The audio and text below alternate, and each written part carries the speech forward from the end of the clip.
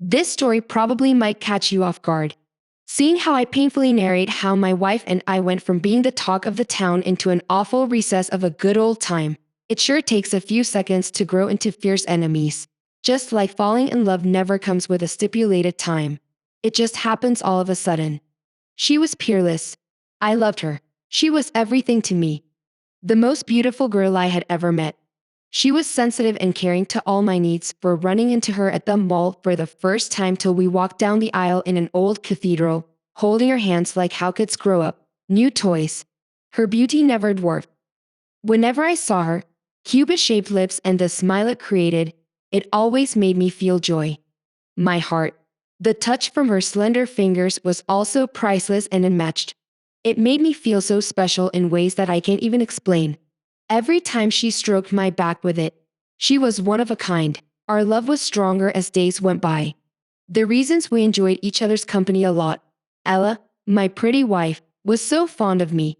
Every night she would request that I sing her to sleep with my guitar, which I always get eager to do. She loved my music and the attention I gave her unceasingly. She knew how to flirt with me in some very funny ways. She would say, "Boy, play me song in the G string. If you impress me, I'll let you take off my G string." And we would laugh about it together. Honestly, even though I'm hurt, I still can't help but admit that Ella was the best I ever had. Every time she reaches into a gown, she stands out amongst all as the precedence of glitter and the surviving last of enchantment. I wanted to see us grow into old grandpa and grandma running around the house, trying to clean up the mess of littered toys created by our grandkids. I looked forward to forever. I wanted to see us buried next to each other after we both fulfilled our promise of dying. A few seconds after any one of us dies. But you know what they say about love. I probably should not have had my expectations so high because change is the only constant thing in life. I should have known better. But I've learned my lesson now, even though it was in a very hard way.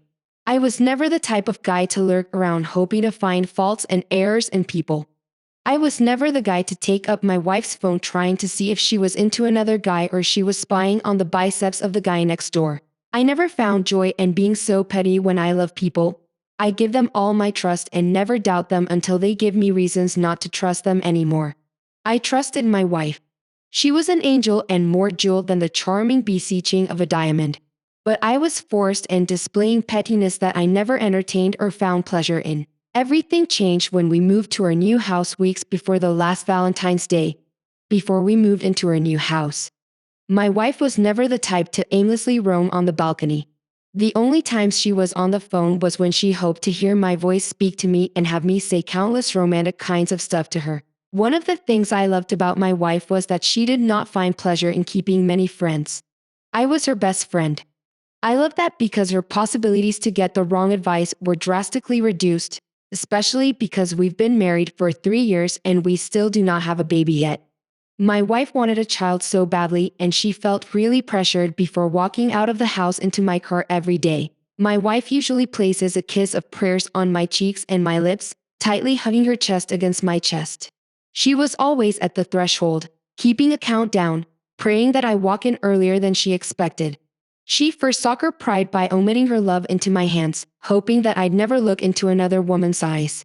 She never once had any reason to sleep in a different room. She wanted me by her side every night. Times when we had no work to do. She would run into my arms naked, looking like a child, happy to be in the hands of a father that had just survived the trap of death. Wherever we stood naked, we could begin to talk about everything that happened in that year without keeping anything to herself. She would tell me, of all the men, rich and poor, they wanted to take her out on a dinner. She would even go as far as revealing evidential items of how these men double-crossed her virtually and physically. How they go as far as gifting her food, pieces of jewelry and other valuables. I would laugh. She would laugh. We would laugh and laugh till we began to kiss and do other lovely kinds of stuff meant to strengthen the bond of our intimacy. For once, I never regretted loving her as much as I did. But since we moved into this new house, my wife has turned into a person I have never met before.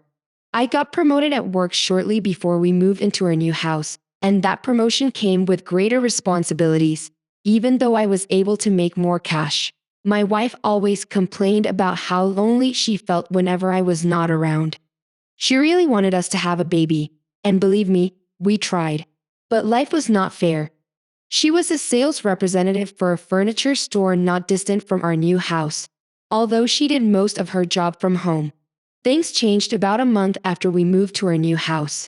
I never felt the same excitement I used to walk into her house anymore. My wife had shape-shifted into another being entirely. It was utterly inconceivable. I could tell that she had started paying attention to a different voice. The first thing I noticed was that she began hiding things from me. It was quite suspicious because my wife was never the type to hide things, especially her phone. This behavior was of great concern to me and it made me worry a lot.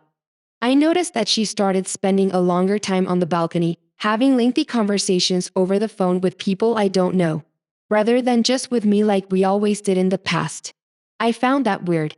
She was the type that derives so much fun and peace staying indoors, surfing the net, and listening to music, which made this new behavior unacceptable to me. I even tried singing some of her favorite songs to her with my guitar to see if that would make her feel better, but she didn't care to listen. Instead, she would walk away. The old moments we shared became mere ideas that ran out of fuel. They became faraway silhouettes, dying because there were no bodies to hold their dart. It was unbelievable. My favorite person had just turned into a person that I think I've never met all my life. What could have happened? Did it do anything bad? Did anyone feed her a piece of false information about me? I was so worried that I started talking silently to myself at odd hours. I started to think about all sorts of things. Then Shannon crossed my mind. Could it be that she was the one feeling my wife was lies? I'm sure you're wondering who Shannon is. Well, months before I met and got married to Ella, I used to date a lady called Shannon. And to be candid, it was such a myriad of mixed experiences. At some points, I thought that we were going to get married, which was why I enjoyed sharing my hopes, dreams, and aspirations with her. And she never for once held back her support. She embraced my ideas with so much love and enthusiasm, which made me feel like a king. However, my relationship with her ended on a very sad note. Sheena had one problem: anger issues, which was a major red flag in our relationship. She could not refrain from hitting me whenever she was upset with me. Don't get me wrong. I gave Shannon a very long rope to snap out of because I'm a very patient man. At least that is one of the things I learned from my mother before she passed many years ago. I wasn't the type to easily give up on people. I thought Shannon would change in the long run, but I was wrong. The last straw that broke the camel's back was when she slapped me publicly at a restaurant because I made a harmless joke about her hair on her last date. And that was the moment I knew that she would never be my wife at that event. Shannon begged and begged. She pleaded that I should let things slide and put all her offenses behind me. But I couldn't, even though I tried. I feared that things would get worse, which was a risk that I was not willing to take. After several failed attempts to make things right with me, Shannon got even more upset about the whole issue. So she started sending threats to me. The last message she sent to me before I finally blocked her was crazy. She said in the message, "Who do you think you are? I've tried my best to make peace with you, yet you don't want that to happen. I want you to know that ending things with me ruined my happiness. And I will do all that is within my capacity to return the favor. If I cannot have you, Fred, then no other woman will." Could Shannon be the reason why my wife has been acting strange? What could really be wrong? What is going on? Those were my array of farts, and I desperately needed answers. While I pondered on these questions, I also wanted to be sure that my wife was not cheating on me. Since we got married, I have been a faithful and loyal husband, and I believe that life had a way of rewarding people like me by ensuring that my wife would also be loyal. Truth be told, I did not want to be petty.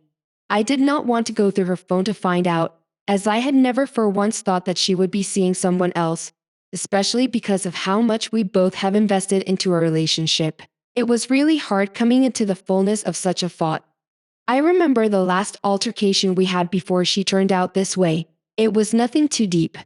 We even had sex that fateful day. So there was no way her attitude could have been a reactionary facet of that altercation. It was nothing too serious. And I did apologize for being too hasty and negligent. My offense was that I forgot to get the nails she wanted at the store. It was a slight disagreement. And we started under the carpet. We settled it immediately and moved on with other important parts of our lives. This new behavior of my wife caused some emotional torture to me for several days. I tried to endure it, but it was hard. So after I had had enough, then I knew I had to take action. I had no other option than to go through her phone as a full-stack developer who works with a tech company. That was the least of my problems since I knew my way around gadgets with password restrictions. One morning, while my wife was in the bathroom, I saw her phone on the bedside table staring at me. I took it and gained access into it using some crazy hacking tips I learned way back. After gaining access to her phone, I went straight to her messages. I silently hoped that nothing serious would come out of my quest for answers before reading the messages, but my guess was wrong. You won't believe what I found there. What I saw remains one of the hardest pills I've ever had to swallow in my entire life. I found an array of messages sent to my beloved wife from Janet. The question in your mind was the same question slipping out of my mouth when I saw that. Who the hell was Janet? Is Ella really having an affair with someone else? She had never mentioned anyone with that name to me. Never. Perhaps Janet was a childhood friend. At that moment, these questions were pulling down the walls of my thought. So I started reading the messages, starting from the latest. I continued until I realized that Janet was my wife's lesbian partner, and my wife was deeply in love with her. Well, my God, was I not man enough? Could it be that Ella had been bisexual all along who had good sex every time? How come I never caught a glimpse of that side of her sexuality? My body temperature increased as I thought about all this. I was still in disbelief. Ella came in shortly after I had neatly returned her phone to her bedside table.